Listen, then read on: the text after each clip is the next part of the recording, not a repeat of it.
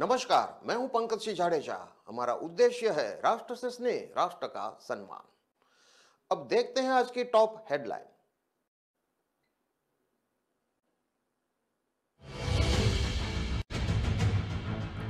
पटना विश्वविद्यालय का छात्र संघ चुनाव आज 23 में से 16 मुख्यमंत्री पटना यूनिवर्सिटी से है। छात्र संघ से सिर्फ लालू यादव ही बने मुख्यमंत्री।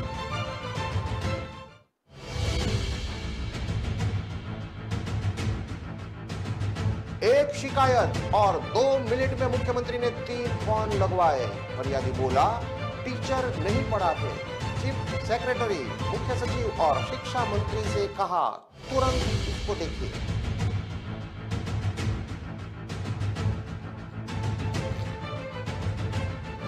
बजट सत्र में जवाबदेही कानून लाएगी सरकार। लोगों का काम न करने पर अफसरों को खोनी पड़ेगी नौकरी। सुझाव मांगे गए।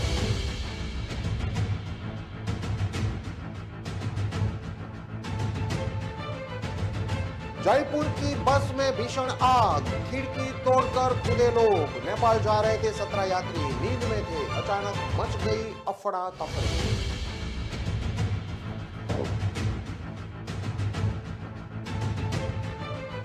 वनपाल भर्ती पेपर लीक, जयपुर में बड़ा प्रदर्शन। बोर्ड के दफ्तर पर जुटे हजारों बेरोजगार, घेराव किया। पहले दिन 62, दूसरे दिन 50 सवाल वायरल हुए।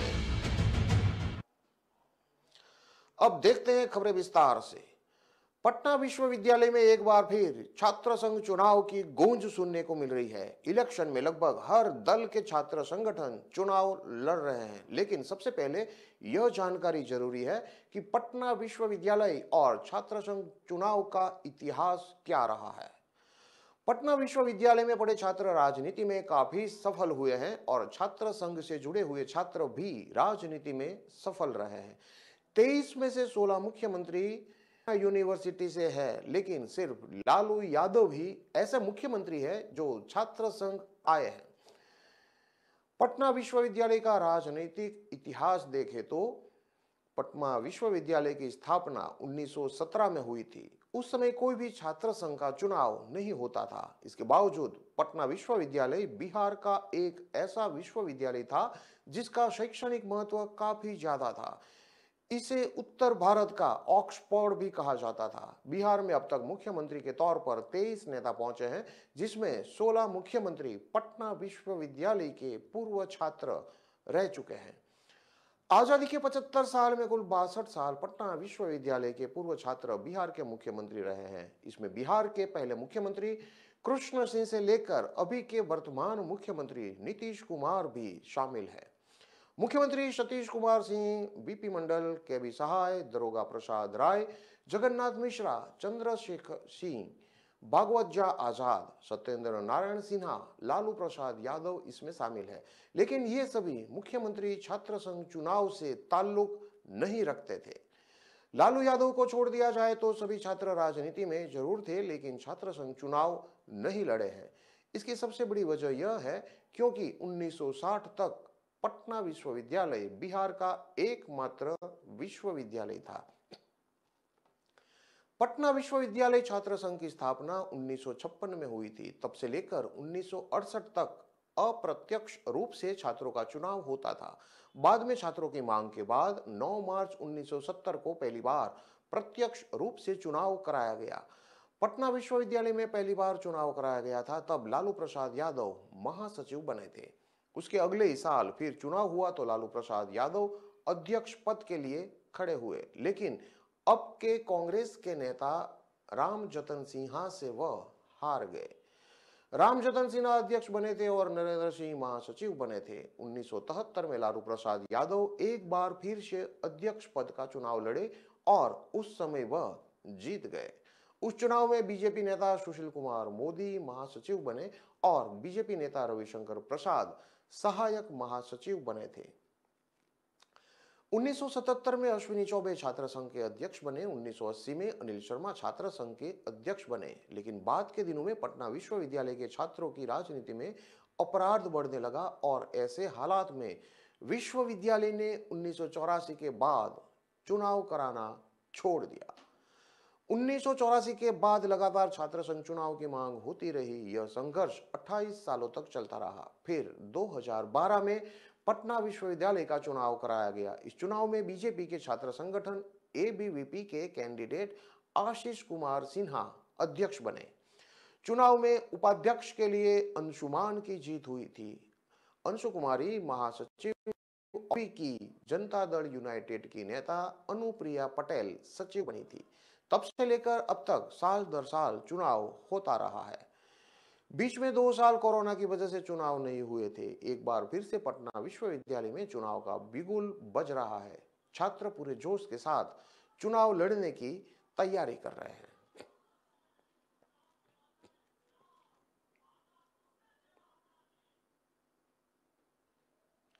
बिहार के कटिहार से एक फरियादी मुख्यमंत्री नीतीश कुमार के जनता दरबार में अपनी शिकायत लेकर पहुंचा। उसने कहा कि स्कूल में शिक्षक आते नहीं है, 12 बजे ही बच्चों की छुट्टी कर दी जाती है, बच्चों की पढ़ाई खराब हो रही है।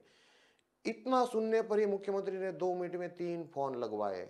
चीफ सेक्रेटरी, मुख्य सचिव और शिक्षा मंत्री को कहा कि कटिहार का मामला है, इसे तुरंत दिखवाइए। शिक्षा के साथ कोई समझौता नहीं करेंगे। कटिहार से आए एक फरियादी ने सीएम से कहा कि स्कूल में शिक्षक नहीं आ रहे हैं। यह सुनते ही सीएम ने मुख्य सचिव आमिर सुबहानी को फोन लगाया। उन्होंने फोन पर कहा कि कटिहार से एक युवक आया है। उनका यह शिकायत है कि आदर्श मध्य विद्यालय में टीचर लापरवाही बरत रहे, बच्चे को पढ़ा नहीं रहे हैं और 12:30 बजे छुट्टी दे देते हैं। यह क्या हो रहा है? हम लगातार पहले भी बोल चुके हैं। यह बात शिक्षा विभाग को देखना है कि शिक्षक पढ़ाता है कि नहीं, इस बात का ध्यान रखिए।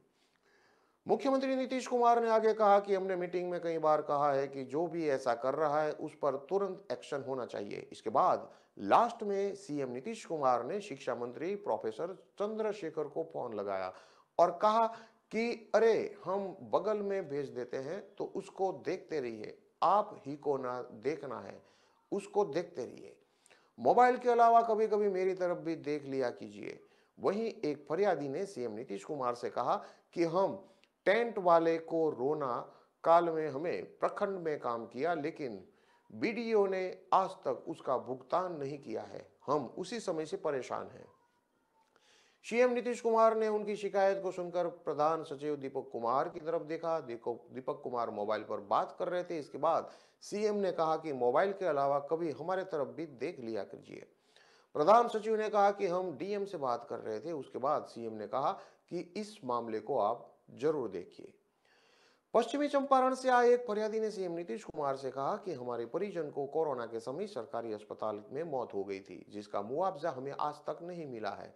इस शिकायत को सुनकर सीएम नीतीश ने स्वास्थ्य विभाग के प्रमुख सचिव प्रत्यय अमृत को फोन लगाया, लेकिन प्रत्यय अमृत फोन पर उपलब्ध नहीं हो सके। इसके बाद नीतीश कुमार ने विभाग के सचिव को अपने पास बुलाया और कहा, इस मामले को देखिए, इन्हें आज तक मुआवजा नहीं मिला है।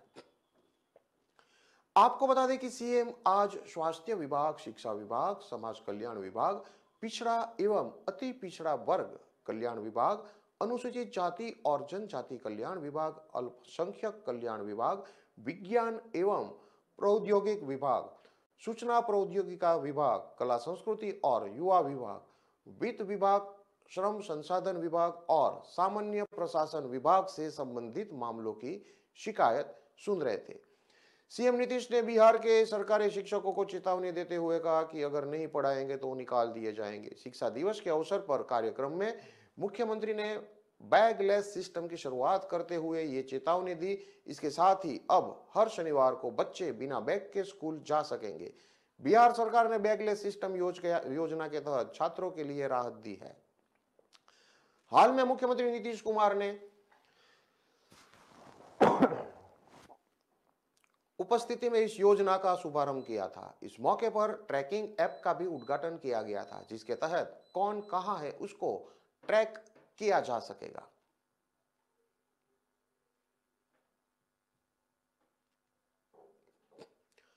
आप कल्पना कीजिए कि यदि किसी पुलिस वाले ने आपकी शिकायत पर एफआईआर दर्ज नहीं की तो उसकी नौकरी जा सकती है। लाइसेंस नहीं बना तो आरटीओ के कर्मचारी की नौकरी जा सकती है।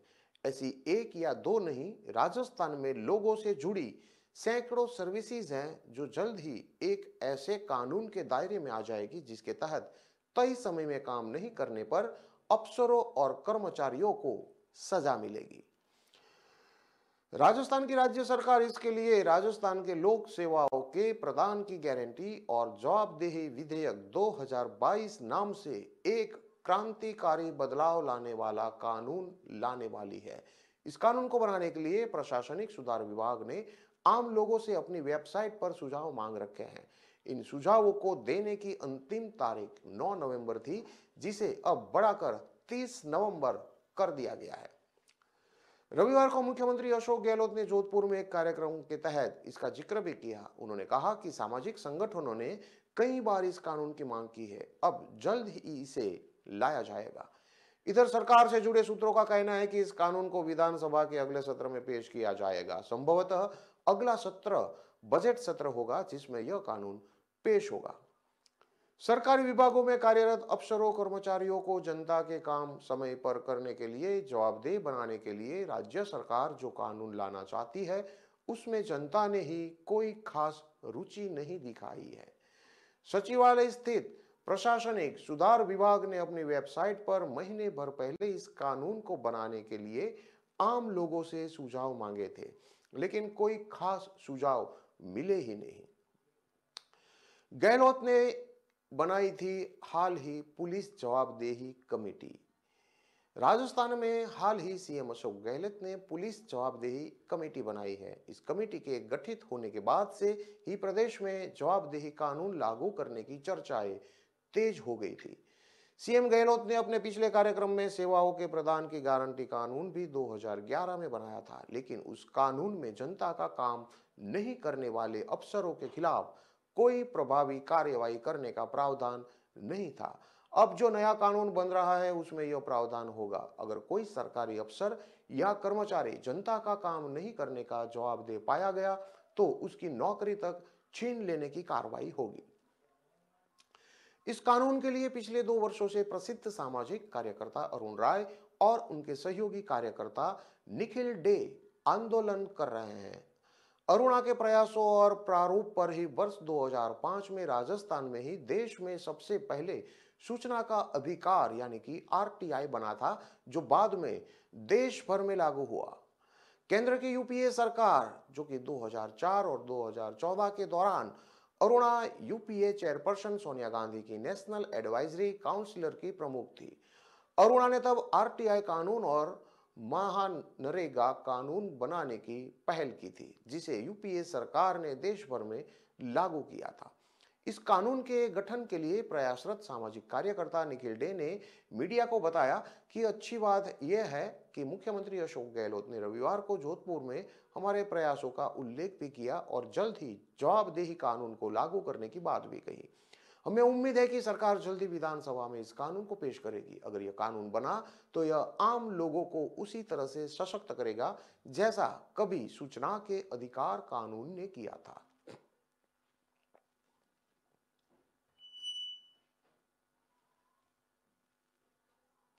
जयपुर से नेपाल जा रही एक स्लीपर बस में देर रात अचानक आग लग गई। घटना आगरा लखनऊ एक्सप्रेस वे पर ताखा के पास हुई। आग की लपटें उठते ही सवारियों में अफरा तफरी मच गई। सभी जान बचाने के लिए खिड़की तोड़कर कूदने लगे। कुछ ही मिनटों में पूरी बस आग का गोला बन गई। घटना की सूचना मिलते ही फायर ब्रिगेड की 2 गाड़ियां मौके पर पहुंची। करीब 1 घंटे में आग पर काबू पाया गया। इसके बाद रेस्क्यू टीम में यात्रियों को दूसरी बस की मदद से नेपाल के लिए रवाना किया। कुछ देर बाद आग पर काबू पा लिया गया, लेकिन तब तक पूरी बस आग की लपटों से जलकर खाक हो चुकी थी। बस रविवार देर रात जयपुर से रवाना हुई थी, जो नेपाल जा रही थी। देर रात करीब 10:15 पर सभी लोग बस में सो रहे थे। इसी दौरान बस में शॉर्ट सर्किट से आग लग गई। अचानक आग का शोर मचने लगा तो ड्राइवर ने बस रोक दी। कुछ यात्री खिड़कियां के कांच तोड़कर बाहर कूद गए, वहीं कुछ गेट की तरफ दौड़े। समय रहते सभी बस से बाहर निकल गए। इसके बाद फायर ब्रिगेड कर्मियों ने सभी 17 यात्रियों को सुरक्षित अपने स्थान पर पहुंचाया। वहीं हादसे में बस के साथ यात्रियों का पूरा सामान भी जलकर राख हो गया। आग इतनी भयंकर थी कि पूरी तरह बुझने के बाद भी दूर से ही गर्मी महसूस हो रही थी। इसके आज सुबह आग से खाक हुई बस को थाने में खड़ा कर दिया गया। उसरा थानाध्यक्ष गंगादास गौतम ने बताया कि घटना भरतिया के पास चैनल नंबर 131 प्लस 500 पर हुई। स्लीपर बस में 17 लोग सवार थे। प्रथम दृष्टया ऐसा मालूम होता है कि हिट पकड़ने से बस में आग लगी है। फिलहाल आग पर काबू पा लिया गया है। उन्होंने बताया कि सभी यात्री सुरक्षित है। बस में रखा यात्रियों का लाखों का सामान जलकर राख हो गया है। सभी यात्रियों को रात्रि में ही दूसरी बस से उनको भेज दिया गया है। किसी भी प्रकार की कोई कैजुअलिटी नहीं हुई है। बस जयपुर से रविवार दोपहर करीब 1 बजे घाट गेट से रवाना हुई थी। बस में सवार सभी 17 लोग नेपाल के रहने वाले थे। इन सभी को रंग बहादुर नाम का व्यक्ति नेपाल से जयपुर 6 माह के लिए लाता है। सभी लोग घरों और फैक्ट्रियों में नौकरी करते हैं। फिर 6 महीने बाद रंग बहादुर इन्हें फिर से नेपाल छोड़ने जाता है। वहां से अन्य लोगों को लेकर आता है। रविवार को भी रंग बहादुर ने इस सभी को मिनी बस से नेपाल के लिए रवाना किया था। कुछ काम होने के कारण वह नेपाल नहीं गया। ये लोग जयपुर में केवल अकेले आते हैं। परिवार नेपाल में ही रहता है। बस के मालिक का नाम सैफुद्दीन कुरैशी है। सैफुद्दीन की मिनी बस को ही नेपाल जाने के लिए हायर किया गया था। मौके पर मौजूद प्रत्यक्षदर्शी ने बताया कि रात के करीब 10:30 पर लोगों से सुना कि हाईवे पर एक बस में भीषण आग लग गई है। उसमें लोग फंसे हैं। हम मौके पर पहुंचे और कांच तोड़ने की आवाज आ रही थी। तब तक आग तेज नहीं हुई थी। बस में मौजूद लोग बाहर कूद रहे थे। सभी बाहर निकले ही थे कि कुछ ही देर बाद आग ने भीषण रूप ले लिया। दूर से ही आग की तपिश का एहसास होने लगा। इस दौरान किसी ने फायर ब्रिगेड को सूचना दे दी। फिर 2 गाड़ियां मौके पर पहुंची।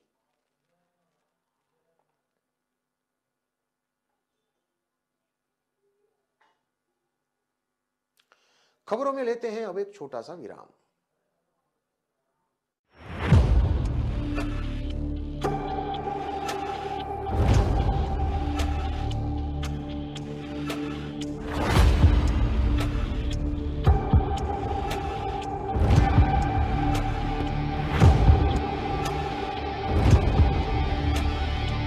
दिल का परिंदा उड़ चला, अंदाज अपना मन चला, खुद की तो सुन ले, जी भर के जी ले, रुकना ना तू अब ठहर। Lyra, anytime, anywhere. Lyra, everybody loves to wear. Lyra, anytime, anywhere. Chandru, कहाँ ले जा रहा मुझे? किराया पूछा? उबर ऑटो है मैम, किराया सही है। जो सोचे जो चाहे वो करके दिखा दे। किराए पर नोक झोंक छोड़ो, उबर ऑटो से बस सोचो और चल पड़ो। उबर, बस सोचो और चल पड़ो।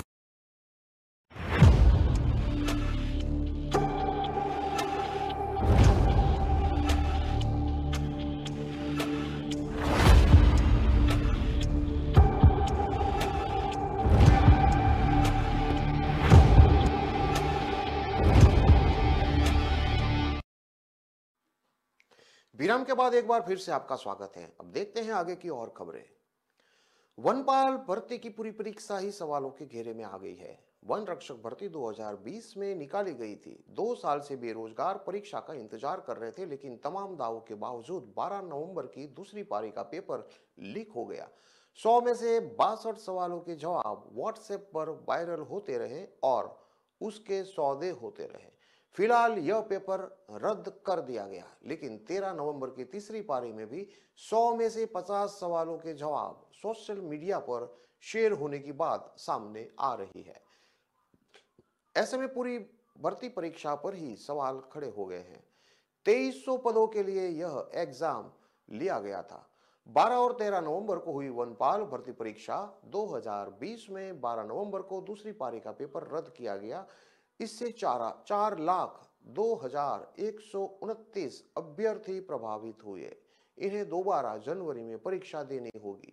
हालांकि अभी तारीख तय नहीं हुई है। इस परीक्षा में 2,11,174 परीक्षार्थी परीक्षा में बैठे थे।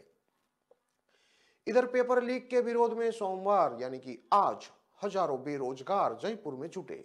राजस्थान बेरोजगार एकीकृत महासंघ के नेतृत्व में कर्मचारी चयन बोर्ड के दफ्तर का घेराव किया। राजसमंद एसपी सुधीर चौधरी के मुताबिक पेपर रेलमगरा से लीक हुआ। अजमेर विद्युत वितरण निगम लिमिटेड के सहायक तकनीकी कर्मचारी दीपक शर्मा को 100 में से 62 सवालों के जवाब व्हाट्सएप गंगापुर सिटी के पवन सैनी से मिले। उसने 5 लाख में आंसर सीट का सौदा किया और 2 लोगों को 6-6 लाख रुपये में बेचने के मकसद से व्हाट्सएप पर बेच दिया। इस मामले में पुलिस ने अब तक 11 लोगों को हिरासत में लिया है। दीपक शर्मा को रेलमगरा से गिरफ्तार कर लिया गया है। देर रात तक पुलिस ने दिल्ली समेत प्रदेश के 5 जिलों में दबिश दी है। दिल्ली से भरत चौधरी नाम के युवक को भी पकड़ा गया है। एक अभ्यर्थी गोविंद मीना ने बताया कि 13 नवंबर को तीसरी पारी में हुए पेपर की आंसर शीट भी सोशल मीडिया पर शेयर हो रही थी। इस सीट में 50 आंसर लीक हुए थे। हालांकि बोर्ड ने इसे लीक नहीं माना है। उधर दोनों दिन भरतपुर में भी 4 डमी कैंडिडेट परीक्षा देते पकड़े गए। शनिवार को हुई परीक्षा में एक डमी कैंडिडेट तो ब्लूटूथ डिवाइस के साथ दबोचा गया। कर्मचारी चयन बोर्ड के अध्यक्ष हरिप्रसाद शर्मा ने रविवार शाम कहा कि शनिवार को हुई दूसरी पारी के पेपर को रद्द कर दिया गया है। जिन अभ्यर्थियों को दूसरी पारी का पेपर दिया था उनके लिए जनवरी में फिर से वन रक्षक भर्ती परीक्षा का आयोजन किया जाएगा। राजसमंद एसपी सुधीर चौधरी ने रविवार को बताया कि पुलिस को एसओजी के इनपुट मिला था कि परीक्षा से पहले अभ्यर्थी दीपक शर्मा के पास आंसर शीट है। 12 नवंबर की दूसरी पारी के पेपर से 1 घंटे पहले ही दोपहर 1:30 बजे दीपक शर्मा को आंसर शीट मिल चुकी थी। दीपक के व्हाट्सएप की जांच की तो उसमें 62 आंसर विकल्पों के साथ मिले। उसे गिरफ्तार कर लिया गया। इस आंसर शीट को पेपर से मिला गया तो यह सही पाई गई। दीपक ने पुलिस को बताया कि उसे एक नंबर के व्हाट्सएप से ये आंसर शीट मिली थी। व्हाट्सएप वॉइस कॉल पर 12 नवंबर को हुई परीक्षा के दूसरी पारी के प्रश्न पत्र के उत्तर के लिए उसने 5 लाख रुपये में डील की थी। डील के तहत आंसर शीट व्हाट्सएप पर परीक्षा से करीब 1 घंटे पहले उपलब्ध कराने की बात हुई थी। पुलिस ने पूछा कि किस सोर्स से पेपर मिला तो जयपुर के पवन सैनी, जो कि गंगापुर सिटी सवाई माधोपुर का रहने वाला है, उसका नाम सामने आया। पुलिस ने पवन को भी डिटेन कर लिया गया है। पूछताछ में दीपक ने बताया कि यह हल पेपर उसने उसके परिचित करौली के सपोट्रा निवासी जितेंद्र कुमार सैनी और दौसा में लालसोट के हेतराम मीणा को 6-6 लाख रुपये में बेच दिया है। दीपक ने इन दोनों को व्हाट्सएप पर पेपर भेज दिया था। पुलिस ने माना कि दीपक, पवन सैनी, जितेंद्र सैनी, हेतराम और अन्य ने संगठित होकर पेपर लीक किया है। फिलहाल पुलिस ने दीपक शर्मा को गिरफ्तार कर लिया है। बाकी 10 अन्य को पेपर लीक का संदिग्ध मानते हुए डिटेन किया है। पुलिस ने यह भी माना कि सभी ने गिरोह की तरह काम करते हुए न केवल पेपर लीक किया बल्कि उन छात्रों के भविष्य से खिलवाड़ किया जो आयोग की ओर से आयोजित भर्ती परीक्षा की निष्पक्षता में विश्वास करते हैं और पास होने के लिए पूरी ईमानदारी से मेहनत करते हैं। इस पुलिस टीम ने की कार्रवाई। गिरोह के अन्य सदस्यों को पकड़ने के लिए पुलिस विशेष प्रयास कर रही है। पुलिस और एसओजी की इस कार्रवाई में Rajsamand SP Sudhir Chaudhary, ASP Shivlal Berwa, CO Chhagan Purohit Nathdwara, police थाना team Railmagra Jaipur, DCP east Rajeev Pachar, DCP south Yogesh Goyal, Dausa SP Sanjeev Nain, SP Bhiwadi Shantanu Kumar Singh, SP Karauli Narayan Togas, Ramnagariya थाना इंचार्ज राजेश शर्मा, जवाहर सर्कल थाना इंचार्ज सुरेंद्र सैनी, दौसा कोतवाली थाना इंचार्ज लाखन सिंह यादव, सवाई माधोपुर बौली थाना इंचार्ज कुसुम मीणा और करौली कोतवाली थाना इंचार्ज उदय भाण ने विशेष भूमिका निभाई।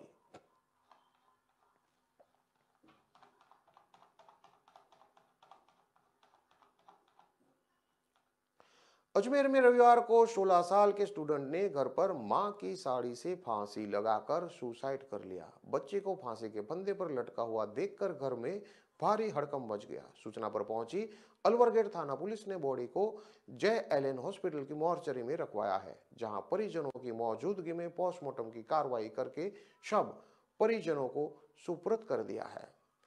अलवर गेट थाना पुलिस नाबालिग के सुसाइड को लेकर जांच में जुटी है। दरअसल रविवार को गांधीनगर गोला भाटा निवासी चेतन बुंदेल, जो कि 16 साल का है और ललित बुंदेल का पुत्र है, उसने अपने घर के कमरे में मां की साड़ी से पंखे पर फांसी का फंदा बनाया और सुसाइड कर लिया। काफी देर तक बेटा कमरे से बाहर नहीं आया तो परिवार के लोगों ने कमरा खोलकर देखा तो वह फांसी के फंदे पर लटका हुआ मिला, जिसके बाद घर में भारी हड़कंप मच गया। सूचना मिलते ही अलवर गेट थाना पुलिस मौके पर पहुंची और स्थानीय लोगों की मदद से बॉडी को जय एलन हॉस्पिटल की मॉर्चरी में रखवाया गया, जहां परिजनों की मौजूदगी में पोस्टमार्टम की कार्रवाई करके शव परिजनों को सुपुर्द कर दिया है। अलवर गेट थाने के एएसआई गणपतलाल ने बताया कि मृतक चेतन 8वीं कक्षा का स्टूडेंट था। उसके पास से किसी तरह का कोई सुसाइड नोट बरामद नहीं हुआ है। साथ ही परिवार द्वारा किसी तरह का कोई भी शक जाहिर नहीं किया गया है। हालांकि मामले में जांच की जा रही है कि नाबालिग ने किस कारणों के चलते सुसाइड किया है।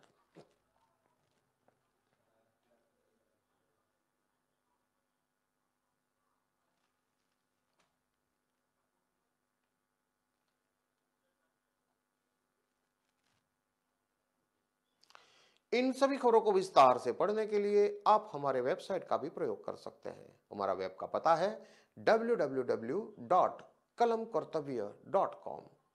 हमारी कलम ही हमारा कर्तव्य है के उद्देश्य के साथ खबरों को आप राष्ट्रप्रथम के साथ देखते रहिए। नमस्कार।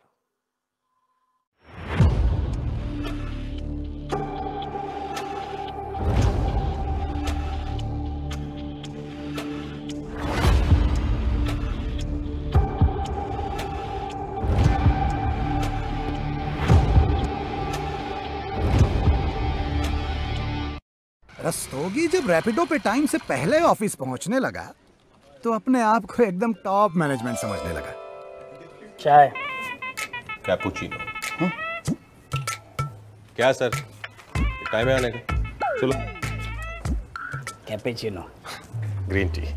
तो इतना भी झाड़ पे चढ़ने की जरूरत नहीं है। ये रैपिडो है, लो प्राइस, कंफर्टेबल और क्विक। टाइम से पहुंचो एकदम आराम से।